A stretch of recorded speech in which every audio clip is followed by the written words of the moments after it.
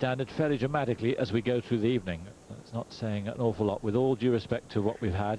We understand the horizons and appreciate why they're here. Representing Ukraine, I'm glad that they're here. Tatiana, Volosozhar and Petr, Kharchenko.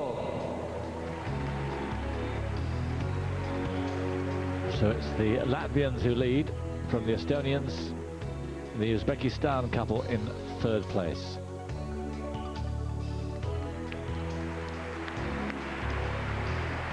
Tatiana Volosozhar and Kharchenko representing the USA, from the Ukraine. Orscher and Garrett, Lucash.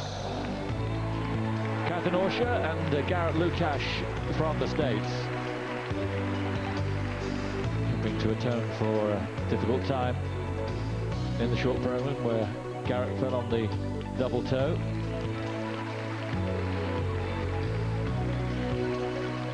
Aus der Slowakischen Republik, representing the Slovak Republic, Milica, Brozović and Vladimir Futáš. So from Slovakia, Milica, Brozović, Vladimir Futáš, lying in 15th place. This is the couple who are between 13th and the 16th in the short program on Monday. Their first World Championships, and they've done pretty well to get into this segment.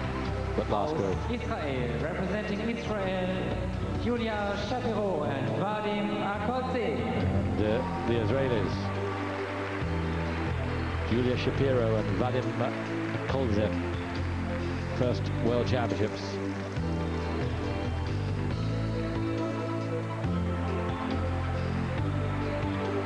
Es beginnt nun die 6-minütige Einlaufzeit.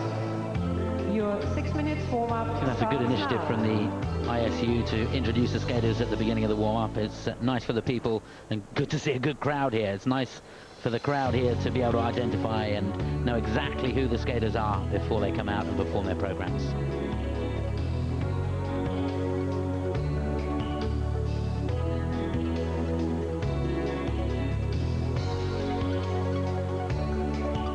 Orscher and Lucash. Something to prove here. They will be looking if they possibly can, the Americans, to see if they can get in the top 10. Americans do have a couple in the top 10, Rena Inouye and John Baldwin Jr. in 9th place. Only two not particularly satisfied with their performance.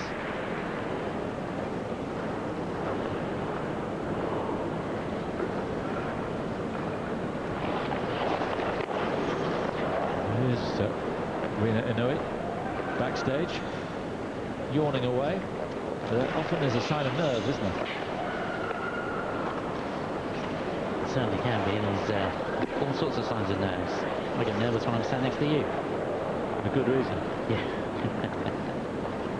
Vadim now, I've just got a shot of him who coaches the American couple.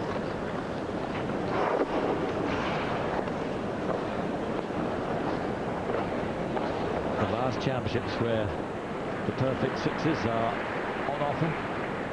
Code of points, in all probability, will come in next year. There's an ISU meeting, I think it's in May or June.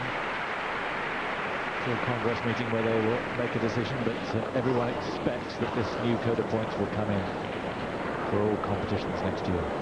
Yes, that's right. There's a Congress in June in Scheveningen in the Netherlands, which is where the ISU was formulated.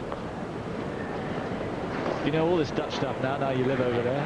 I know, I was just showing off there. You were showing off. A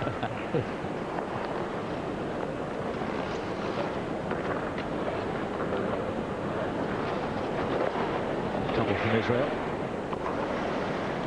Of course, particularly this week, a big focus of attention. And the interesting thing is how they've been able to focus their attention with the deeds and the words of this week.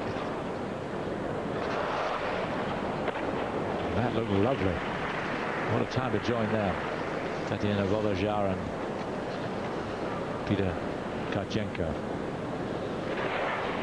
They'll be first to go, so they'll have to take it easy on the warm-up now. We're getting into the closing stages, and important for them over the last minute just to regroup, make sure that they've got plenty of energy on board to get them through that 4.5 minutes. It's interesting that some skaters like to be able to go out straight after the warm-up, so they don't have to go backstage and have all the time to worry about the performance. Just get it over and done with. Others like to go back, take their skates off, even some of them. Really interesting to see how the different couples prepare. You can see from this warm-up the standard has risen dramatically. Yes, they may not be executing the throw triples, but at least we're seeing them. That's right, yeah, the techniques of the throws has progressed so much. There are well, 6 or 7 different techniques for each of the throws. And we've got a young pair team in Berlin training with Alexander Koenig, and just starting to go through the different throws. And it's interesting working on the different techniques to see which actually suit their style and which they can cope with best.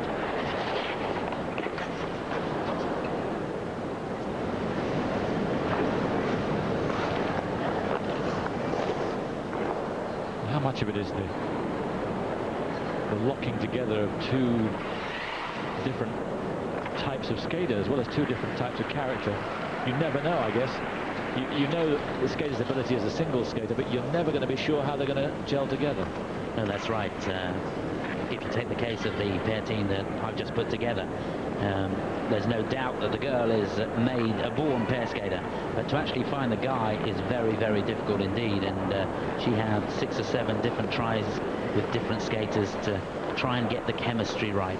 It's important to get the height balance, the style, the skater with pretty much the same lines, and they've got to like each other because they've got to go through an awful lot.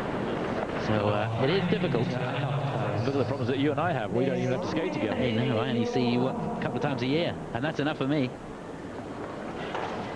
You're brutal. But also, when you're talking about the gelling together, the different techniques, as you're saying, something may suit one of them and not the other, and it maybe it's a bit of a compromise there. Yes, it is important. It is a completely different technique, actually, pair skating to freestyle. So for somebody who's been a good free skater like Eva Maria Fitzer, for example, who's been very successful as a solo skater, she would have had to change her timing, her technique on some of the elements to match in with the pairs. You have to take things down to basics. A bit like commentary to a certain extent. I have to drop my level a little bit to be alongside you. Oh, came send actually to... Ah, dear me. There's the order then. Ukraine first, then USA, Slovakia and Israel.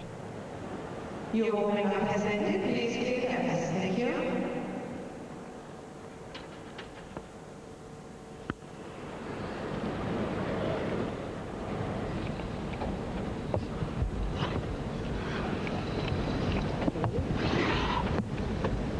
And now the biggest moments of their year. They've been building for these 4.5 minutes for the last 12 months. All of them.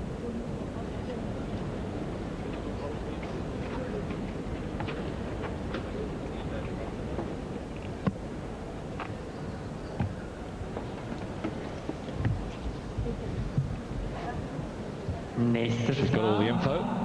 Next pair to skate. Probably more.